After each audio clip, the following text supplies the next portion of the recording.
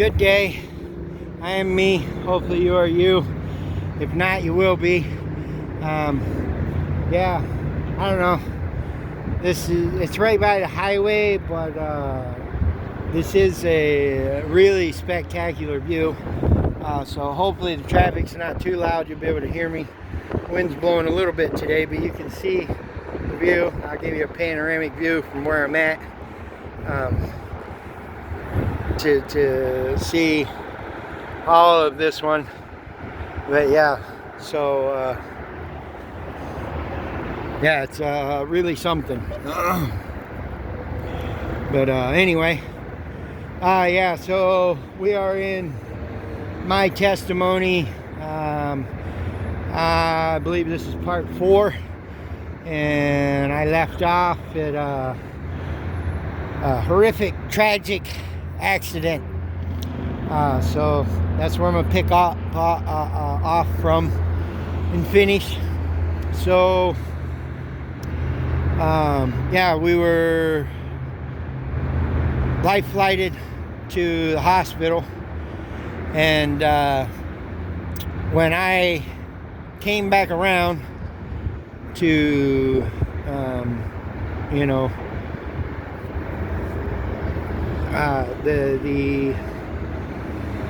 while I was waking up in the hospital bed, trying to figure out what happened, what's going on, and where I'm at, you know, all that good happy stuff when you in some kind of accident and, you know, you're discombobulated and don't know what's what, and you know what's going on and where all of a sudden you're at, and but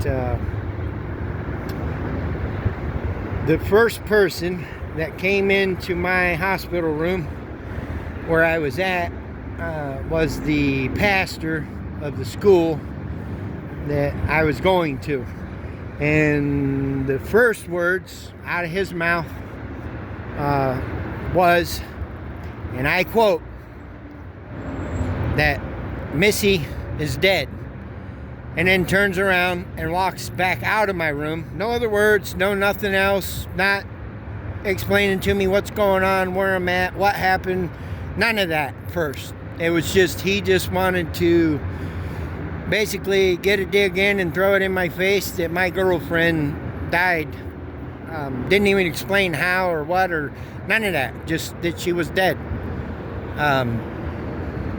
You know, let alone I'm you know, really having trouble trying to talk because my throat was cut and stitched, and you know, it took a while for, not that I couldn't talk, but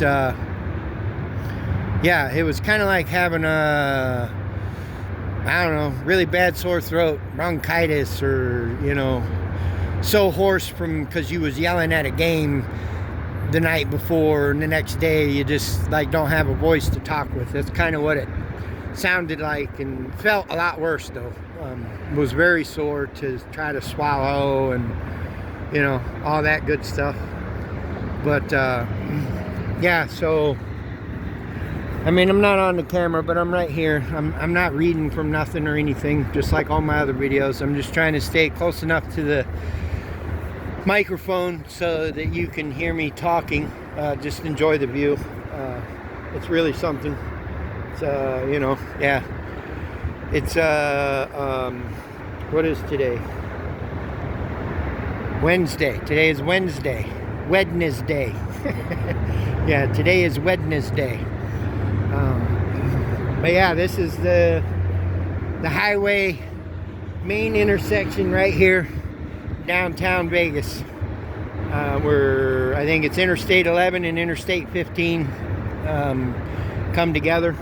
That's what you're looking at right over there, just below the mountain. You know, and all the people going to and from wherever they're going. I don't know what they got going on. Evidently something, and you know, so, but yeah, so that was the first thing that I got to hear. I didn't even get to see a doctor or a nurse or nothing. He was the first one from when I came back around. They came into my room, and that was all he said, and turned around and walked right back out of the room. I mean, just that fast.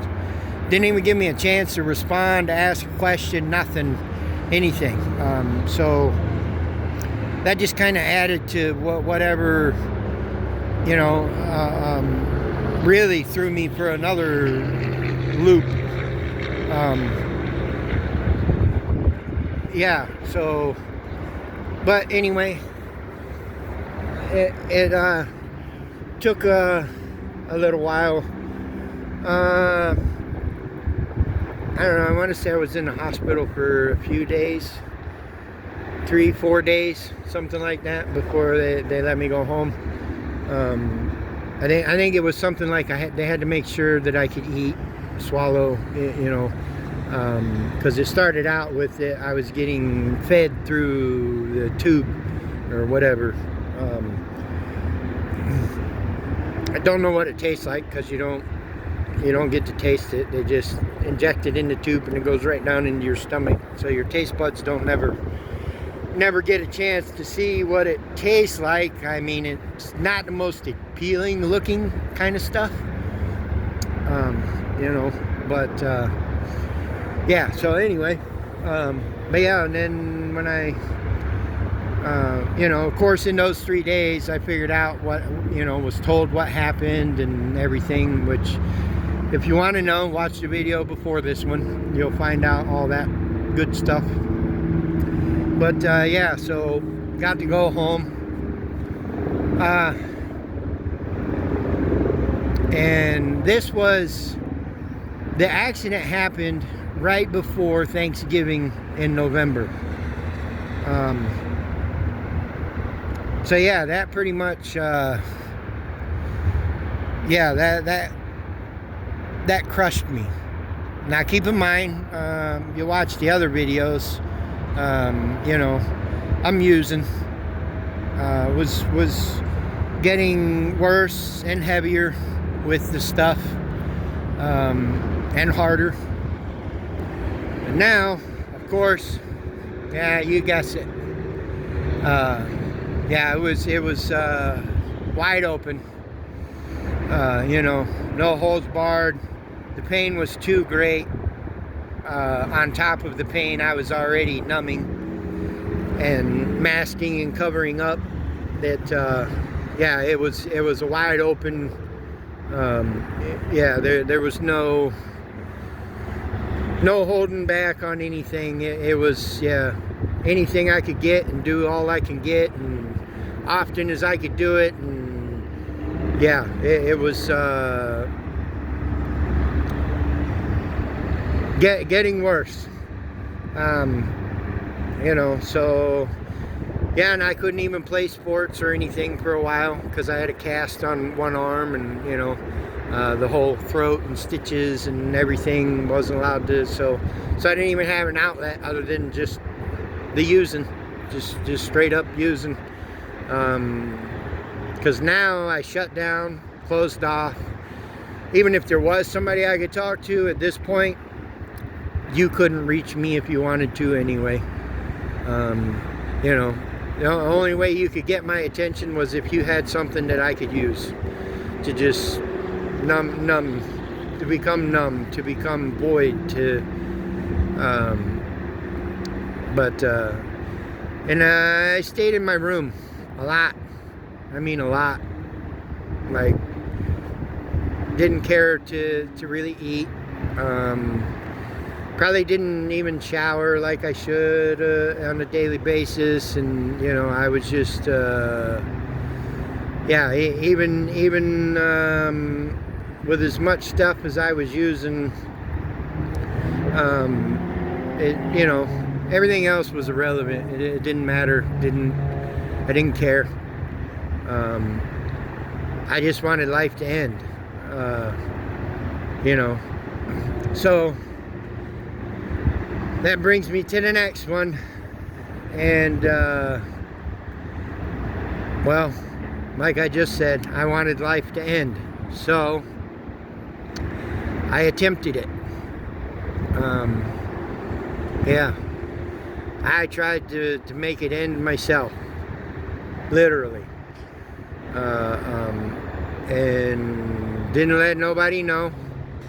what I was doing, or that I was going to do it, or that I did it, or because that wasn't the point or my purpose in what I was trying to achieve.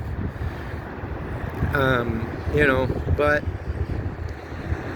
even though I didn't really know the Father, even though I was, for the first time, like I said, going to that private school, Bible study was the first class of the day, and even though I did have to read the Word, and you know, because there was tests and stuff, quizzes and everything for it to make sure you was reading it, and but it wasn't really registering to me.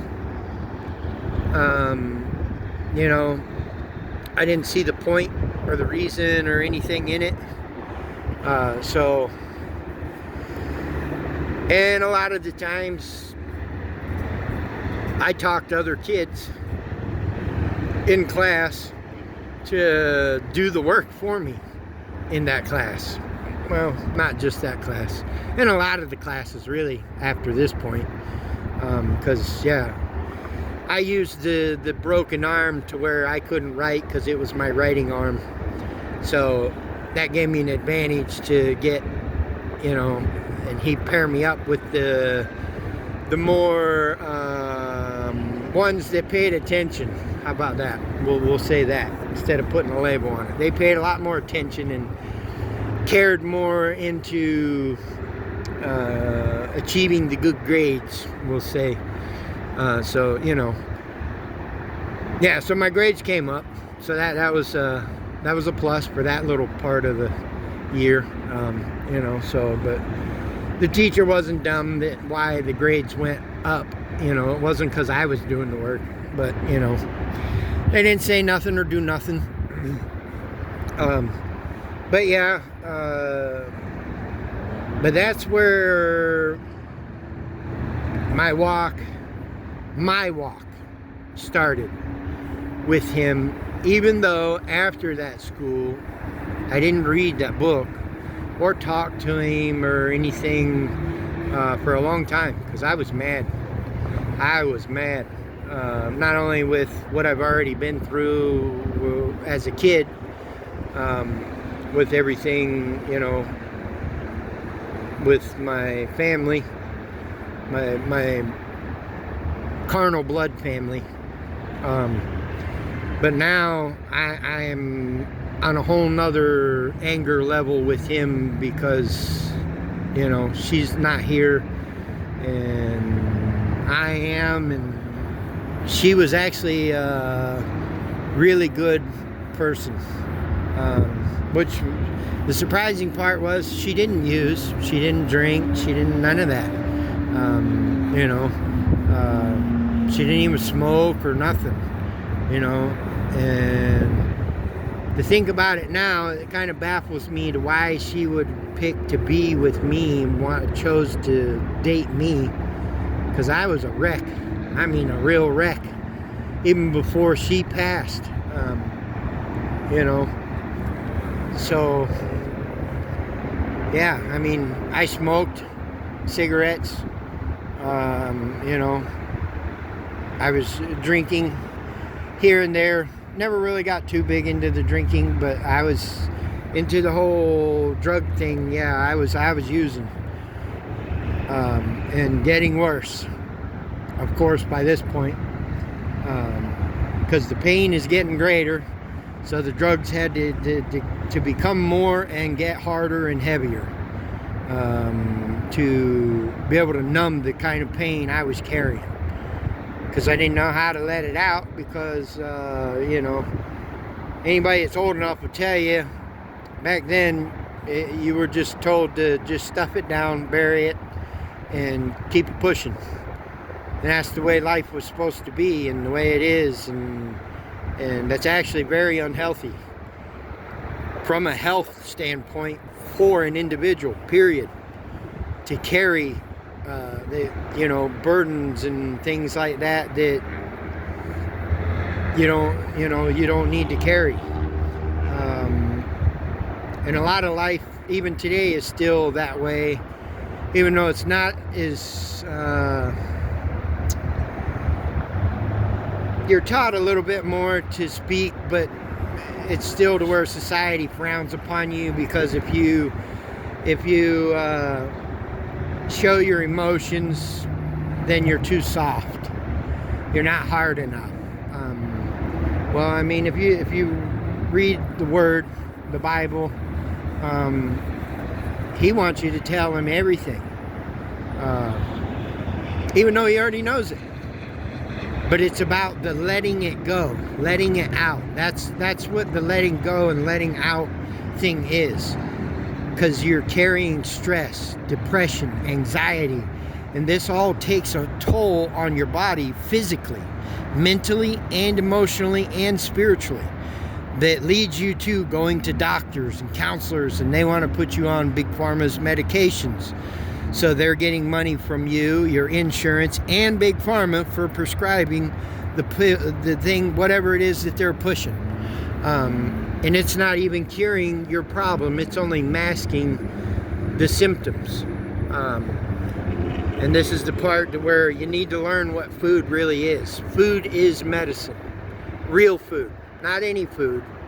Real food. What I mean by real food is fresh fruits and vegetables, herbs, spices, and I'm not saying that you can't eat some meats, but there is a part in the Bible to where certain meats are healthier for you to eat than others, and it's mainly because of what the animal eats itself.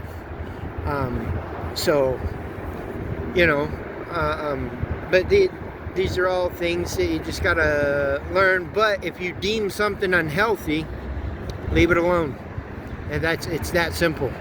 So if you deem a food to be unclean or unhealthy for you to eat, then don't eat it no more. Because if you do, even if you do pray over it, you've already deemed it unclean. So it's pointless. But anyway, back to my testimony. At this point, the only, I would say the rest of the school year, I didn't hang out with nobody. I didn't go nowhere. The only place I ever went was to school. When I was at home, I was in my room. It was that simple, but yeah, like I said, I attempted suicide, tried to take my own life at that point, because I was so mad and angry that, I was the one that should have been taken out, because I thought my life was so bad and horrible, and, not to mention all the stuff I was doing, and, everything I was experiencing, and she was a good person, and so why did she go and I'm still here and still stuck in all this mess? And, well, this is part of it, me sharing my testimony of why I had to go through what I went through, because I am a chosen, blessed, favored, anointed, and marked by the God of the Most High, because He is real. And he ain't got nothing to do with the religion. All religions are man-made thing. Every single one of them. I don't care which one you try to justify. They all have a man-made agenda. And that's just a fact. And if you read the Word for yourself, you'll learn that, because it's in there. It even tells you that. But, so when I finally do start to go somewhere, it's just with a few select friends, and it's mainly just to party, to help keep me numb, keep me from thinking, from dealing with feelings, emotions, and now I'm just, at this point, I'm even using and abusing women, girls, whatever,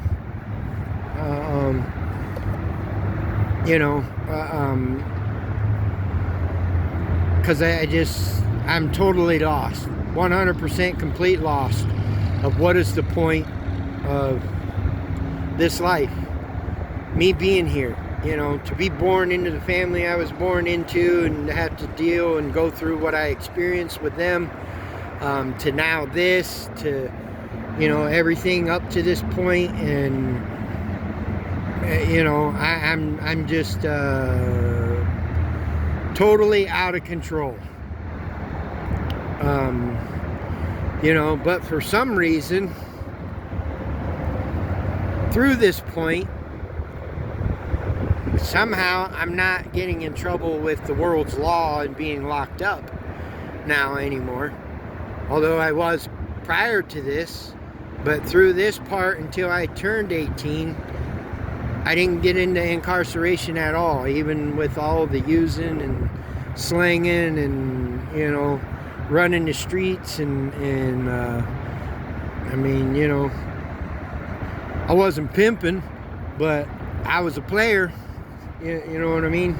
So I was definitely bouncing from one to the next to the, you know, yeah.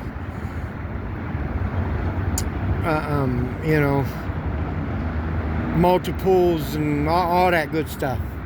Well, it's not really good.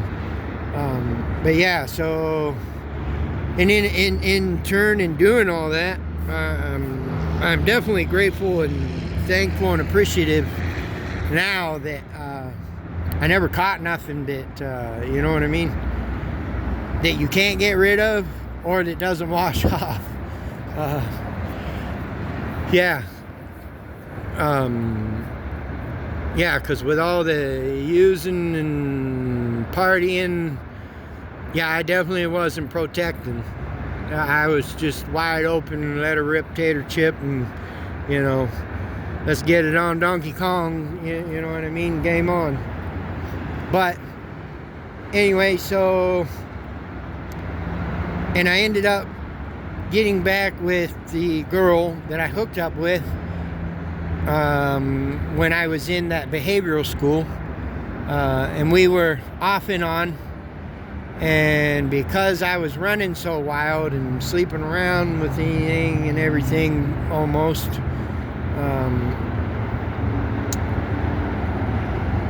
when we were not on and off, I ended up even sleeping with some of her friends.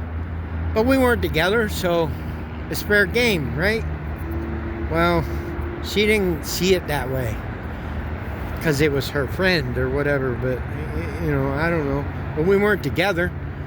But, so that brings me to the next incident to where I shouldn't be here. I should be dead. At the time, I did not know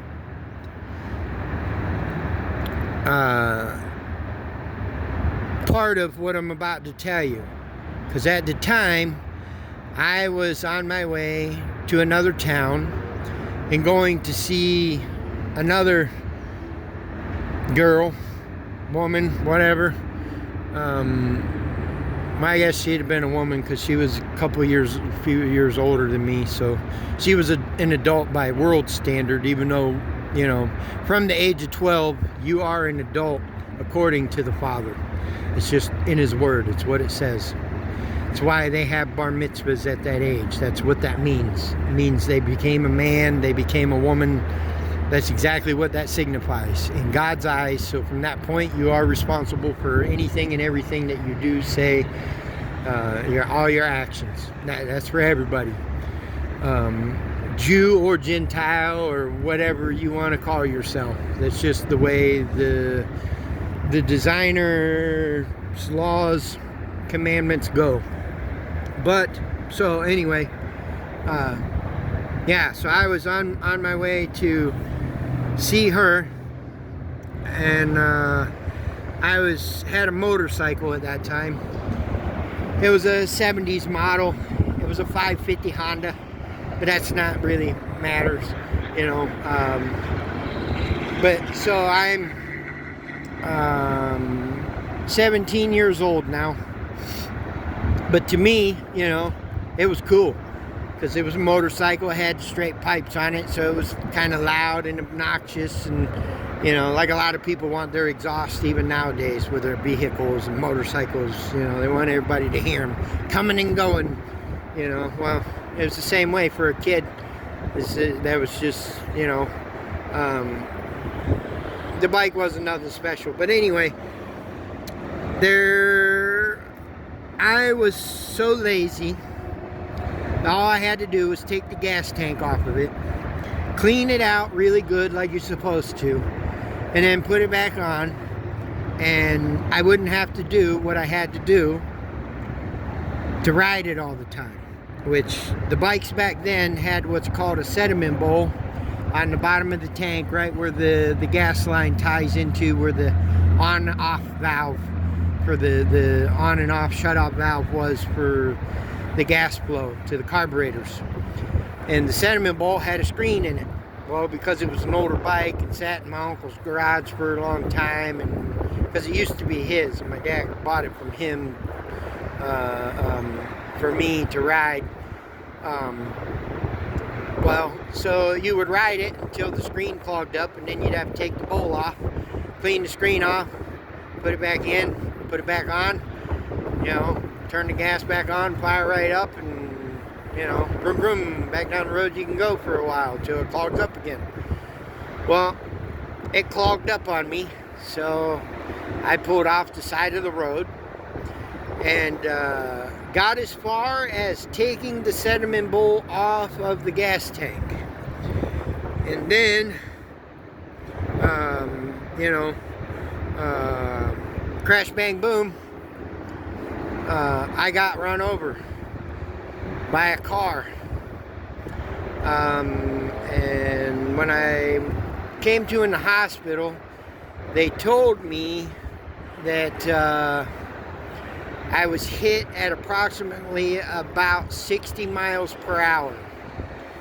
And the car only hit me, never touched my bike, because I was squatted down right beside the bike.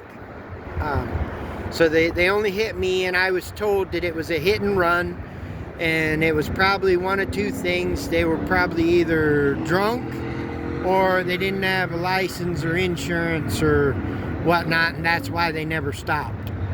And but even with that happening, that should have killed me right there, just from the impact. But it didn't, because the person that found me said that I was laying on my back in the ditch, in the high weeds. There's your confirmation with the exhaust there. I don't know if you heard that or not. But I was laying on my back in the high weeds, waving my arms, and he said all he could see was a couple of hands waving back and forth in the high weeds. Because the weeds were so thick, so high, that if the weeds was any higher, nobody would have never even seen my hands.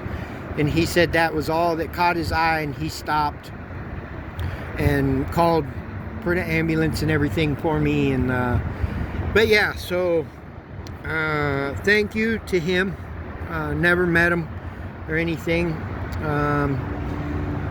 Had to lay on my stomach for like a week straight because where the car hit me in the back side, where the bumper, it made my skin look like how when you shatter the side window in a car and how it just spiders and goes in all different directions and little pieces everywhere. That's what my skin looked like where the bumper hit me from the impact. But yeah, so yeah, so I shouldn't have made it through that. Now, granted, this is only, I don't know, 7-8 months after the accident I was just in, where my girlfriend had passed away, or her body passed.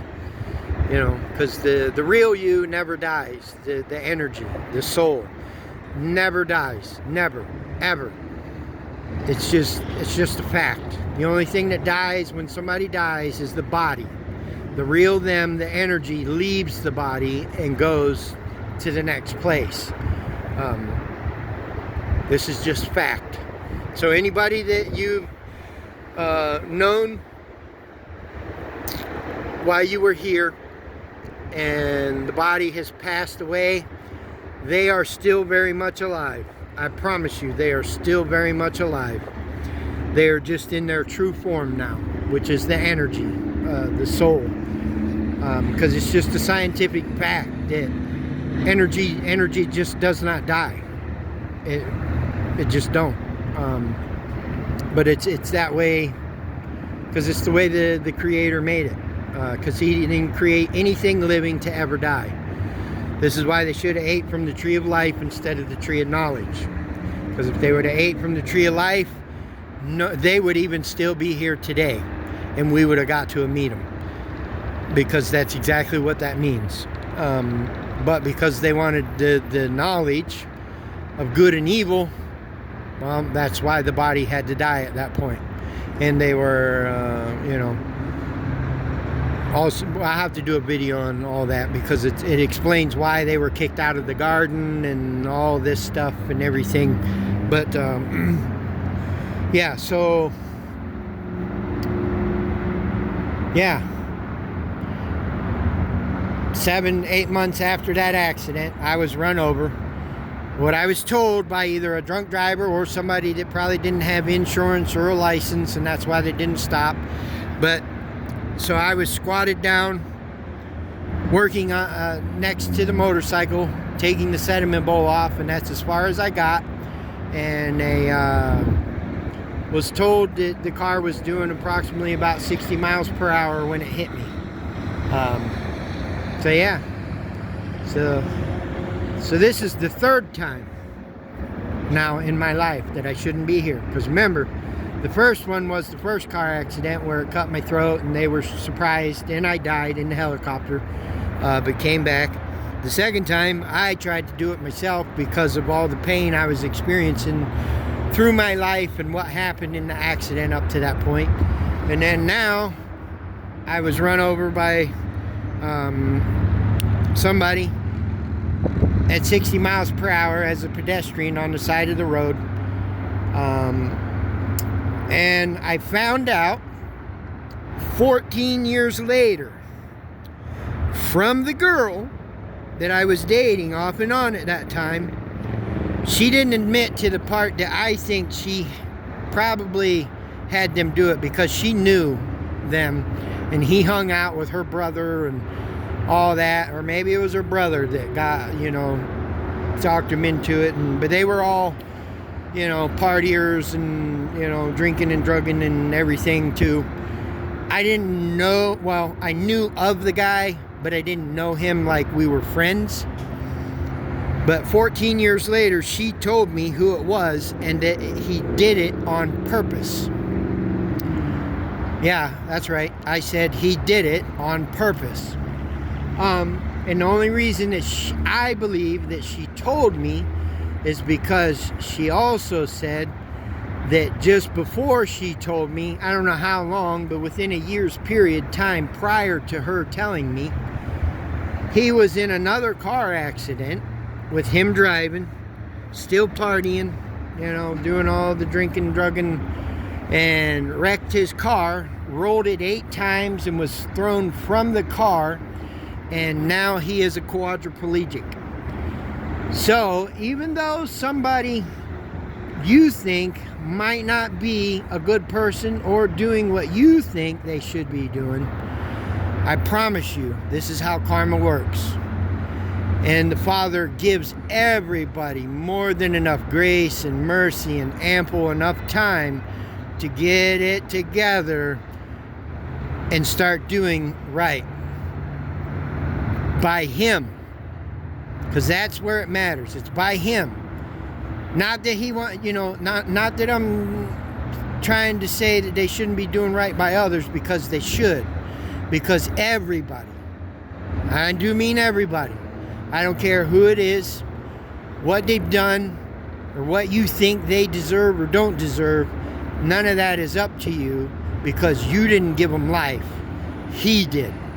So be mindful of that no matter who somebody is, always be kind, loving, gracious, merciful to them, because they are God, the Creator's creation too. And He decided that they were worth giving an opportunity to have life here of experience. Irregardless of what you think of the person or what you think they deserve, or what, whether you know them or not, it's not your place. It's not your place at all. Because you want Him to keep giving you grace and mercy, because you may, stumble, fall, because it's all up to Him. So don't hold yourself higher above anybody, no matter what it is. But this is something that I learned, but I didn't quite get it right then. Don't get me wrong, I didn't quite get it right then. But I understand it now. So when you do something to somebody, this is exactly what you're doing. You're telling the Creator, God, that you don't appreciate His creation. And that means even to yourself. I'll get into more of that in another part of my story and testimony. But yeah, so, and that's any living thing. So to be mindful, even to animals, because He gave them life. To nature, because they are living things. Plants are living things. So He gave them life. Earth is a living thing that produces energy freely. So that means it is a living thing. So be mindful what you're doing to her, because it's also your mother. That's where your body came from, when He molded the clay from the ground and used the water of living water of life, and then gave you breath of life, meaning His soul, a piece of Him. That is the likeness of His image. That is where all this comes from. So honor your father and your mother. There's your confirmation with the exhaust, people, because the traffic's been being quiet till that guy went by. But yeah, this is the truth. This is why I'm sharing this stuff with you, because I have met Him, literally, in person. Not here on earth, up there, where His throne is. Watch my videos, and I'll get back into more of the truth and all of these lies that we were told and taught and everything. But right now, He just wants me to share my testimony. But the first videos was some of the truth of the lies. But yeah, so yeah, everything is here because of Him. So be mindful. Irregardless of how somebody else wants to treat you, still treat them with love and kindness and grace and mercy, because you would want somebody to give that to you. That's the fact. I don't care who you are. Even if they're doing you dirty, it ain't your place to do them dirty back. This is not a tooth for a tooth, an eye for an eye era in time no more. Vengeance is the Father's, and this is the part of my story where I'm telling you, you don't always see it come back around to be given back to that person, but I promise you, they will receive it. So yeah, I was told he rolled his car 8 times and was thrown from the car, and now he is a quadriplegic and can no longer drive. And now, because he kept doing the things he was doing, and eventually the Father will snatch that person up, which He did the same thing to me, but He just didn't make me a quadriplegic. But we'll get to that part of my story on another day. But yeah, see, there's some more confirmation. I promise you, when he wants your attention, he will get your attention. If you're not gonna listen, he'll sit you down. I mean, literally sit you down. But yeah, so man, just be mindful. We need more love. It's time to stop hating. Stop spreading hate. Yeah, more confirmation. Show somebody love. Don't, you know, because remember, the people you look down on, man, you're only one choice away from being in that situation. I swear to you, that's a given. That's a fact. You're only one paycheck away from being homeless. That's a fact. I mean, you know, them people that's below you would be so happy to have what you got, even though most people grumble and wish they had what the people above them got. But you know, and here's the thing that I've also learned: hate only comes from people below you. Everybody wants you to do better, till all of a sudden you're doing better than them. But I'll get into all that in another video. I'm sure the time on this video is probably getting long. So, yeah, I'm going to leave this one here. But there's just some more food for thought to chew on. You know, yeah, this is what meditation is. Meditation is to ponder, to chew on something, to think on something over and over and over until all of a sudden you get clarity, revelation, you know, of what the truth really is in something. Yeah, so hopefully everybody's having a beautiful day. It's another beautiful day here in Viva Las Vegas. How long he'll have me here, I don't know. But yeah, man, when you get to a place where you think you're gonna be whatever, it's, yeah, so I'm just walking with the Father, trusting in Him, putting my faith in Him 100%, and yeah, right now He's just got me in a state of reflection and realizing how much He has actually brought me through, and I am still here because of Him, not because of anybody else, because of Him. He is real, I promise you. He is so real. It's yeah, it's hard to wrap your mind around what my experience. I still have some moments and days of trying to wrap my head around the literal experience of meeting Him face to face. And if you want to try to tell me that that's impossible and can't be done, well then you don't, that means He's not a God. Because God means He can do anything He wants to do. And that's a fact. That's exactly what that means. It means that if you try to limit Him, then you're putting Him in a box, then that means He's not a God. Or it is not a God. And that's exactly how that works. So, you know, there is one. And He can do anything He wants to do. And He don't need anybody's permission to do it. That's just another fact. But anyway, so yeah. Hope you're having a beautiful, glorious day wherever you're at. Yeah, because it's a beautiful day here. And I'll give you one more go at this beautiful panoramic view here. You know, before I stop the video and make you wait till the next day for another beautiful view of these glorious mountains here from outside the city. It's just something else.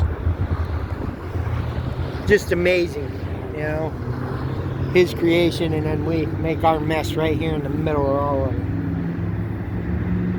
I mean, whew, wow, that was a piece of meat to chew on right there, huh? Anyway, yeah. Hope everybody's, yeah, just being grateful, thankful for what you have, because you can lose it faster than it took you to get it. That's a fact. Yeah, so hope everybody's enjoying the truth and really getting it and letting it sink in. And, you know, yeah, hopefully you're enjoying my testimony, because it's fact. It's not a, what do you call it? fictional story made up by Hollywood, even though that might be something that comes to fruition, though. My story, true story to be told. Yeah, in a movie. Wow. My story would have to be series, because we're only in part 4, and I'm only 17 years old yet. Ah, man, we still got so much to unwrap and unfold for you guys to... Yeah, you're going to think I'm just full of crap that I've experienced so much being as one person, but yeah. So, anyway, until the next time, enjoy your day, you know. Yeah, smile, be thankful, grateful, appreciative, because you can lose it all in a moment, because you're not even given the next moment. But yeah, so peace, love, and light. Shalom.